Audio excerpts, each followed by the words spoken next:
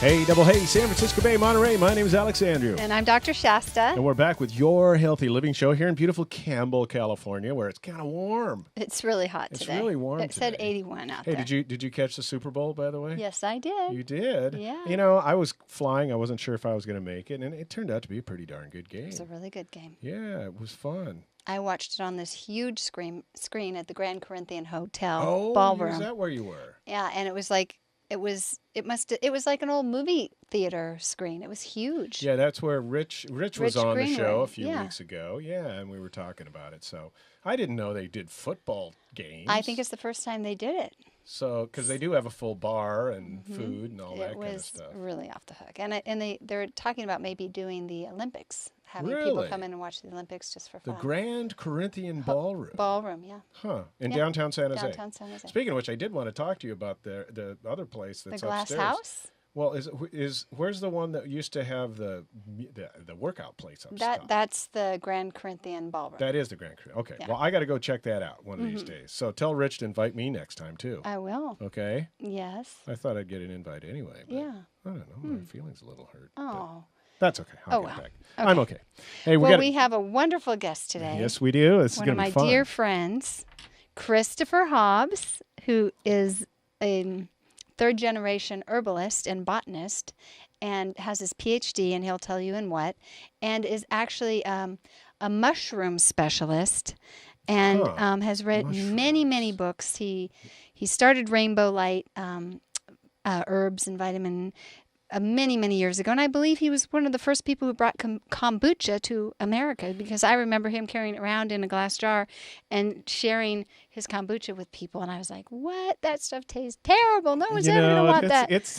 You got to have, it's kind of like coffee when you're a kid, you know, you kind of like, oh, I want to drink it because I look big, you know, and it's like, but I like it. I think it's pretty good now. As long as I don't like those little, doesn't it have those little thick things on it? That was, yeah. Those little chunks in it? Yeah, the chunks, I the still slimy have a problem stuff. with that. Well, Christopher did not have a problem with that, or mushrooms, or fungus, or anything. He is a specialist in it, and we have the pleasure of having him on today. He's written the book Herbs for Dummies and many other things, and so we're so lucky to have him to share what he's about. And, you know, I think one of the things that makes this a really pertinent subject, especially for your healthy living, like we do here at the KIYS Radio Network every week, is that, you know, we're starting to find people not really being able to handle a lot of the pharmaceutical drugs and things that are out there. Yeah. So, and I know, Christopher, you know a lot about how these interactions and stuff that we have, you know, these from drugs and everything else. And I'm not exactly sure if you're going to touch on this or not, but I have always wondered, because I don't know about you, I take a handful of pills all the time. You know, I say pills. I mean vitamins and supplements and stuff. And there's got to be some certain things that, you know, you probably shouldn't take with other things. And, you know, that's something where we need a specialist to be able to, you know, kind of help guide us through that. He's one of the very few PhD herbalist acupuncturists in America and actually in the world. Well, this is going to be really good, Christopher. I can't wait. We're going to, in just a second, take a really short break, and then we'll be right back to talk about all the neat stuff that you can share with us here on Your Healthy Living. You ready? All right, here we go. We'll be right back after this commercial break on the KIYS Video Web Radio Network. Stay tuned. At Way of Wellness, we help to rebalance the hormones of your body so that it can heal itself. Way of Wellness offers acupuncture, Chinese medicine, functional nutrition, Qi yoga, and wellness coaching. Call 408-615-1995 and start living the life that keeps us well.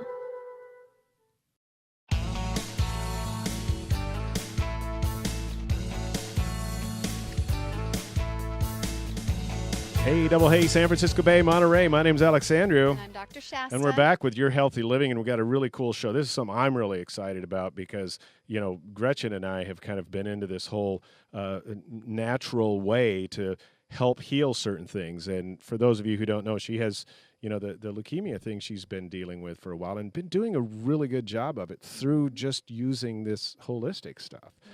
So I'm kind of excited to talk to you today, Christopher. Can you just give us a little bit of an idea of your background? I mean, you're a PhD, so I guess we can call you Doc, right? Is that cool?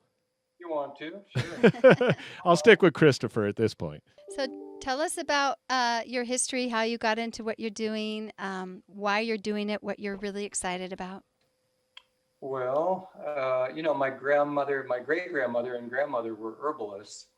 And my grandmother was the kind of, you might say, community herbalist on Colorado Boulevard in Pasadena. And this is in the 1920s. They had solar already, not solar, electric panels, but they had solar hot water. Mm-hmm. She had a big herb garden in front.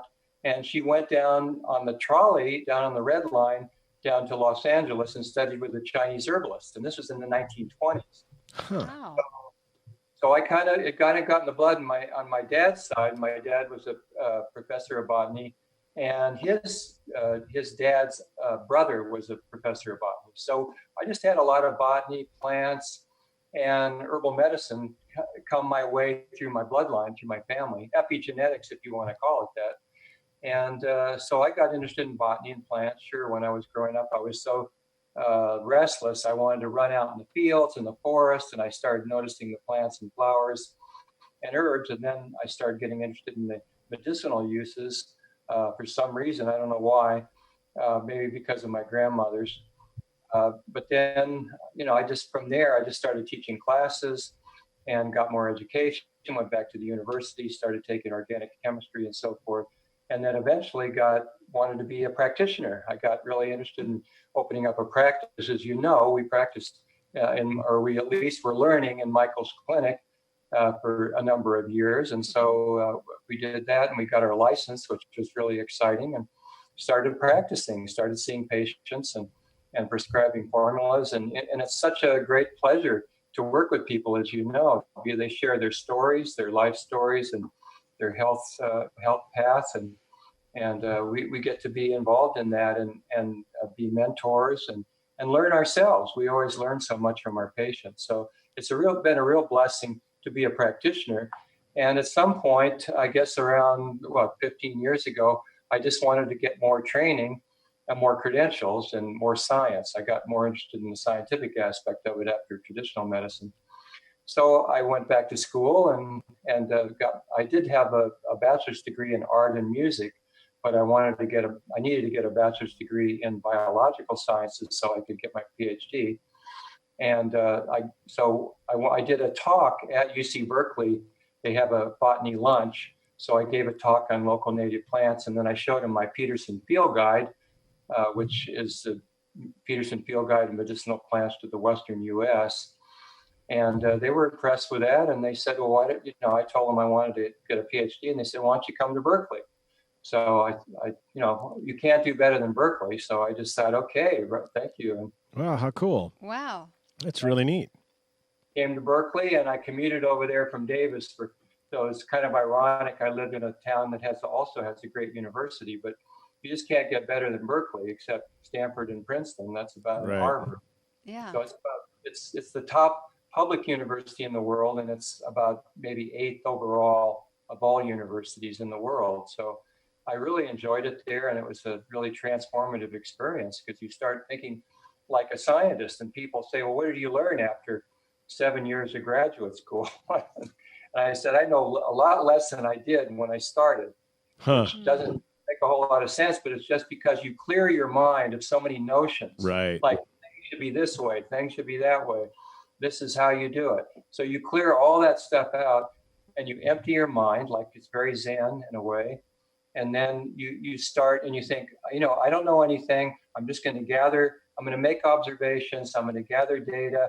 I'm going to look deeply at the way life works. And I'm going to do studies. I'm going to study it, and I'm going to collect data, and I'm going to do analysis. So, and then Publishing is an important part of it. So you publish your results after you have observations and do experiments. You publish your results and your conclusions, and then other people can criticize that. So it's in an open field.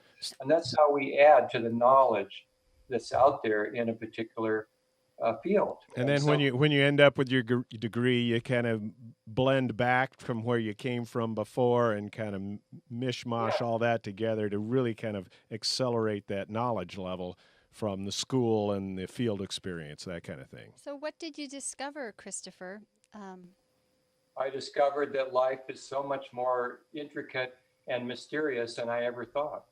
I mean, a scientist works for years and years trying to uncover one little process or one little system, like a butterfly and the plant that it's feeding on or something like that, a native bee on a certain type of flower.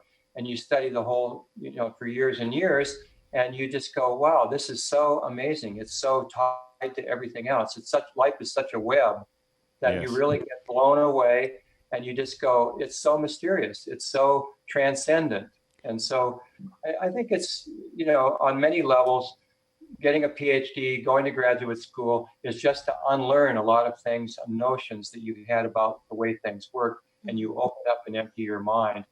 And then when you're doing next, like you go back to practice or you go back to research or whatever, you bring a new openness and you bring a new just way of looking at everything with fresh eyes. And so I think that's all really, really important. It's been great for me. I just know so much more in the same time I know so much less. And so working with people, it just makes you look at everything in a new way. And it's worked really well for working with patients. You said that you are really interested in the anti-aging field and the power of mushrooms. And what some of the things that you studied, researched, and had published, did you discover something new that you have had published?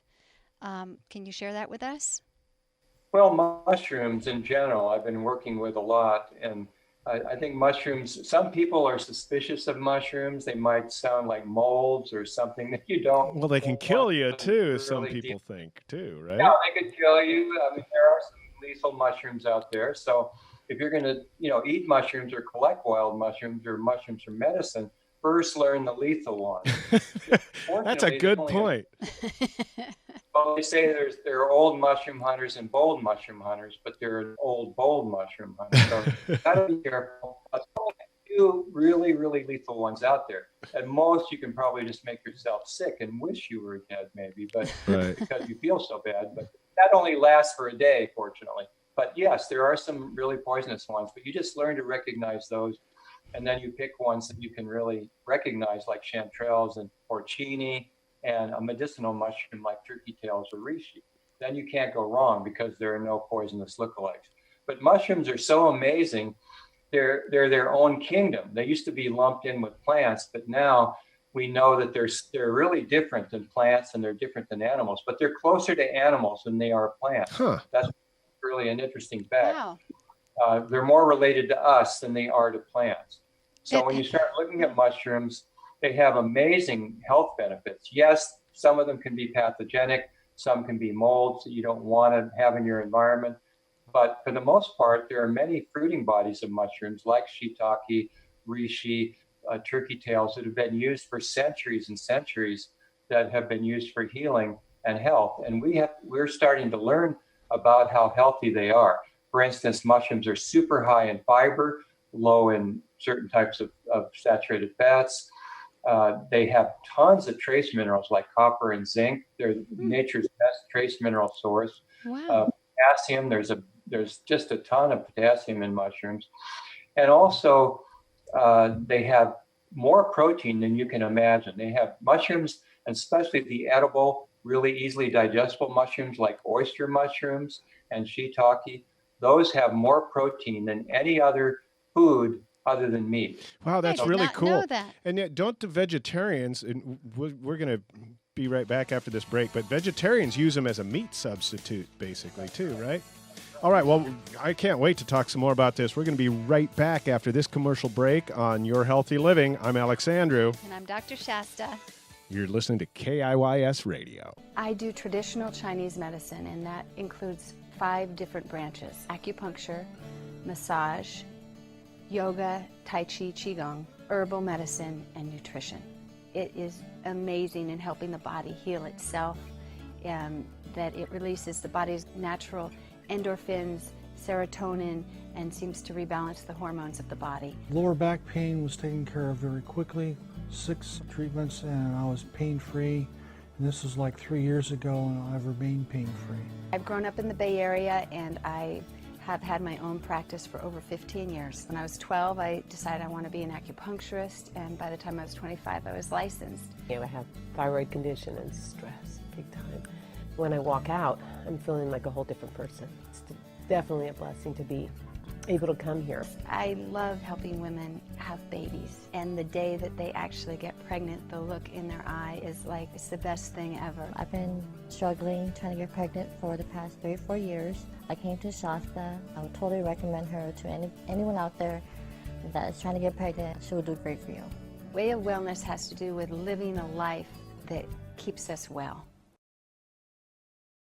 Hi there, this is Alexander with It's All About the Show. You know, I've been with Money Concepts since 1994, and they have been the primary catalyst for my success as a financial advisor. If you're looking for a career change and you want to help people for a living, check out moneyconcepts.com/ALEE or call 946-8378 today.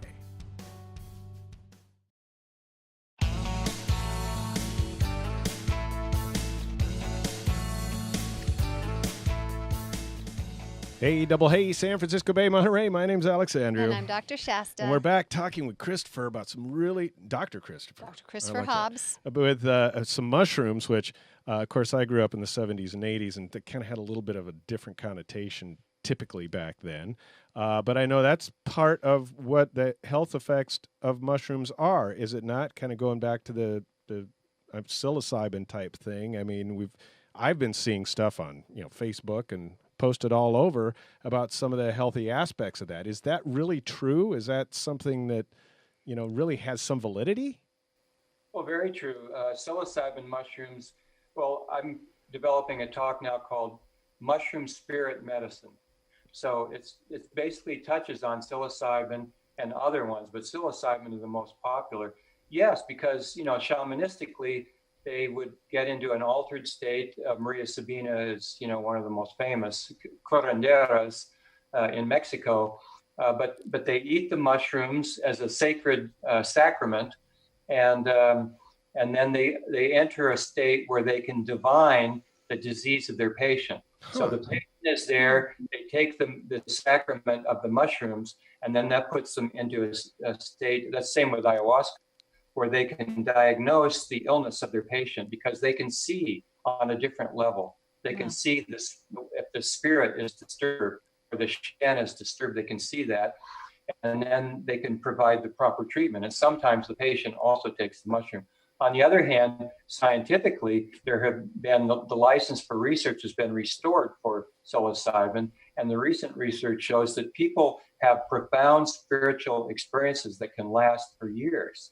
And they feel like it really transformed them for the better. It gave them a more positive outlook. It gave them a more spiritual outlook that they aren't alone. They can help with loneliness and help with depression. So all these research studies are going on now with psilocybin, which is really exciting. That is cool. I know I'm still spiritual after 40 years. I think that was the last time I tried it. It helped you out. Huh? So Christopher, tell us about the main mushrooms that are most popular and what the benefits are and what's the best way to take them. And we understand you have a book on mushrooms. Do you want to show that to us? Yeah, so I'll show you my book here, which is called Medicinal Mushrooms. Medicinal Mushrooms. And it's a really good intro, and it's also in depth on the cultural uses of mushrooms for medicine, for health, some of the traditional uses of psilocybin, as we mentioned before, but also how to use the major species. Like reishi, here's a reishi mushroom. Here's another type of reishi mushroom. And here's a third type of reishi mushroom. This one, this is the most beautiful one, this black one. Mm-hmm. But this one is the traditional reishi mushroom, or lingzhi, Ganoderma lingzhi, which has been used for probably 2,000 years for a number of purposes. But this is very hard. It's a fruiting body of a mushroom that grows in a tree. And you take this fruiting body and you can either powder it up very finely and make an instant tea with that, or just simmer it, or you can take part of the cap and simmer that. and boil it and drink it as a tea. And reishi has some amazing benefits. And just to summarize it, one for your lungs and respiratory tract system. It's one of the greatest cold and flu preventatives and treatment herbs out there on the planet. It's really amazing. And also for chronic lung conditions like COPD or asthma, it's been used for maybe 1,000 years for that. Very, very effective. Also for chronic sleeping problems or chronic anxiety. Reishi is an amazing herb for calming the spirit, if you will. And then finally, it's used a lot for helping us fight viral infections or cancer, like a lot of the medicinal mushrooms. Now, turkey tails, this is the turkey tails here. You can see why they might call it turkey tail. It's kind of got these zonate caps here. And so this grows commonly in the woods all over the world, same as reishi. The turkey tail you can boil up, or you can buy medicines, bottles, capsules of any of these mushrooms on the marketplace nowadays, in the health food store. But turkey tails is the world's most researched mushroom for use in cancer preventative and cancer treatment programs. Now, there are a bunch of clinical studies showing that people who take the turkey tail extract along with chemotherapy versus chemotherapy alone, the 5-year survival rate could be up to 1/3 higher. No kidding. That is really remarkable. And that's why turkey tail has been studied in this country. The National Institute of Health has funded clinical trials on reishi showing that it can be effective to help women with breast cancer maintain a healthy immune system while they're getting treatment. What type of dose would you, normally suggest, and do you prefer tincture over powder? Do you have your own products on these mushrooms? You shouldn't use tincture for immune qualities of mushrooms because the alcohol does not extract the beta glucans, which are the main immunomodulating compounds. So the best way to do it is to take the fruiting body, cut it up, simmer it boil it for 2 or 3 hours, then let it cool down, then blend the whole thing up. Then you can put some vitamin C in there to preserve it, and just take a half teaspoon to a teaspoon at a time during the day. Or you can buy preparations that are made like that, only dried in capsules or tablets. Do you have any of your own that you've made? Yes, I'm helping to develop a line called Mushroom Wellness, and it's going to be a really cool line. It's the first standardized mushroom product out there. It's heavily science-based and tradition-based. It's all organically grown, and it's domestically produced. So wonderful. When might that be out, and how could people get that? Oh, it'll be everywhere. It'll be on Amazon. It'll be out there in the marketplace, and so you'll see it. But I would guess the launch is going to be about 3 to 4 months away now. Wonderful. And we'll have our own website, Mushroom Wellness. You can buy the bulk products now. Is it mushroomwellness.com? It will be, yes. Okay, but great. You can also look at mushroomharvest.com, which is the wholesale part of, and so you can buy bags of it. Oh, wonderful. So great. Mushroom Harvest. Great. Is in Washington. So now you also said, go ahead. Let me show you the lion's mane. Oh. The lion's mane mushroom is a very interesting mushroom that is being studied now for depression and mood disorders, and also for nerve regeneration and speeding nerve growth for injuries and for different types of neurological pain. So you can buy products of this out there in the marketplace. Wonderful. Also lion's mane or hericium. Now, Christopher, you said that you're starting to practice again. You are a licensed acupuncturist, herbalist. And so where can people find you?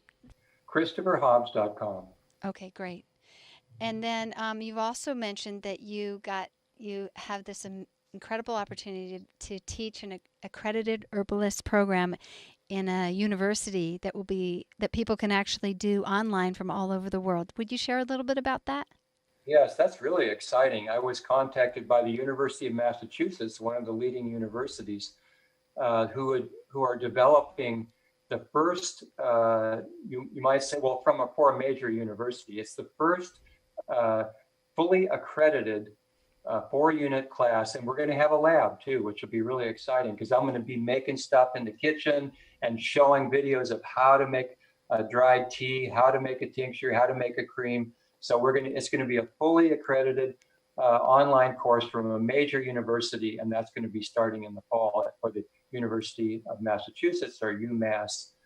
So it's going to be really, really great. So how can people find out about that to be able to register? Yeah, you can register. You can register online. Just go to University of Massachusetts Herbal Medicine course.